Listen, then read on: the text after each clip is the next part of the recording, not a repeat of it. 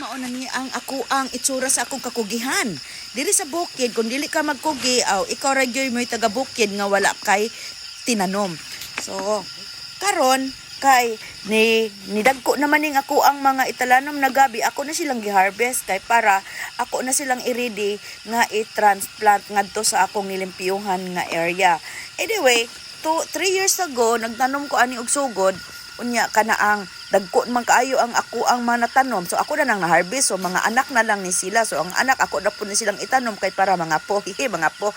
So anyway, dihang itanom man ni nako, ako na lang pong gikuhaan og unod kay para ako na siyang utanan, butangan ko nagkamunggay, tagan na okra, agbati, tanan na mga naasa palibot na ako diri, ako nang harveston kay ako nang utanon, butangan ko na og dilis na bulad.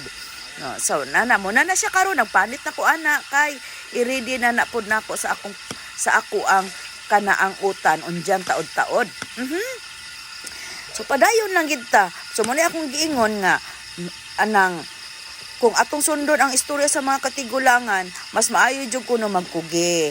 Mintras makalihok pa ang lawas, mintras baskog pa ang lawas, ay atong gamiton sa maayo, mananom og daghan. Kay para moabot ang panahon walay gutom. Pag na kuno kay itanom, na adyo kuno kay aanihon. So mao na ang istorya sa katigulangan. So ready na sila, so ako na nang gihatod diri. Kay ako na nang itanom. Anyway, kani ako ni siya na nang ready na ni nako paglimpyo. Kabagnutan kaayo ni siya dinhi, pero kay maulagi na kay kung magkugi lagi kuno ka, na adyo kuno kay mahimo. So kana nagsugod na ko jud kog tanom, kay buhan moabot ang panahon nga ting gitawag nating binignit, na adyo koy binignit. Anyway, diri dito nako nakuha ang ako mga gabi nga almost tag 1 ka kilo ang unod.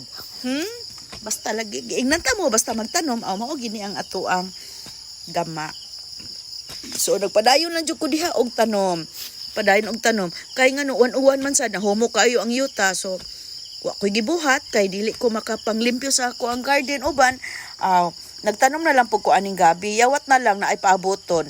Kadaanhin ako diri sa bukid na ako'y lantaw-lantaon. Nya na adjud po ko'y activities diri sa bukid. Kung moanhi ko, ingana lang naman ta kakugihan, kugihan. Pero bitaw tinuod, mas maayo gyud nga magkugita. Kay kapoy kay nasigig lingkod sa tinud-anay lang, laay kay sa kinabuhi na wala tay gibuhat. So mauna padayon lang gid ta na magkugi para nay maani. So na kana siya diha na area, daan ko na siya nagabihan. Ini pang konsumo ra man gid ni. So mao na akong tanom diha, unya nagplano na pug ko siguro mga pila ka adlaw ako na pud na siyang sumpayan padung didto.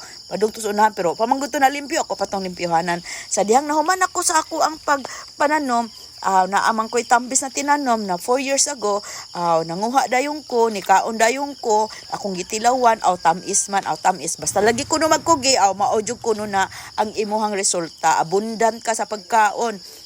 Datanan sa imong palibot.